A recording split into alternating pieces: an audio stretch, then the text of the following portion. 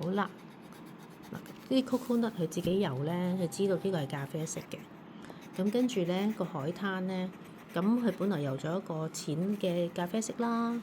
咁佢游咗第二行嘅時候，我就問啦：可唔可以有第二個色啊？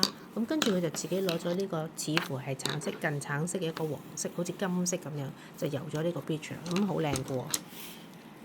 嗱，呢啲咧全部係啲顏色咧，全部佢係自己睇住一本書咧，係咩顏色咧，佢就自己游翻落去嘅。嗱，啲樹可以有第二啲色嘅喎，係咪啊？啲樹係咪可以有第二個樹葉綠色㗎？係啦，我哋加第二個樹葉綠色落去啦。佢有好多顏色㗎嘛。樹葉喺邊度？呢度樹葉。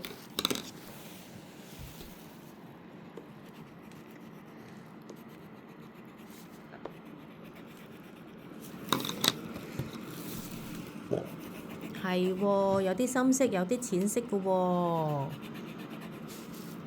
好啦，真係有啲深，有啲淺嘅喎。好啦，咁呢度啲樹咩色㗎？睇下先，卓彤睇下先。游咗葉先 ，OK。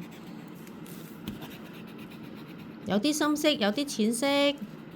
卓彤記住咯喎，有啲葉係淺色嘅喎，淺綠色嘅喎，可以。有啲就係深綠色啦。嗱，呢啲就係深綠色啦，卓彤。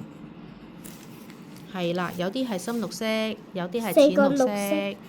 係啦，有4個綠色咁多喎。咁於是有啲深，有啲淺就好靚啦。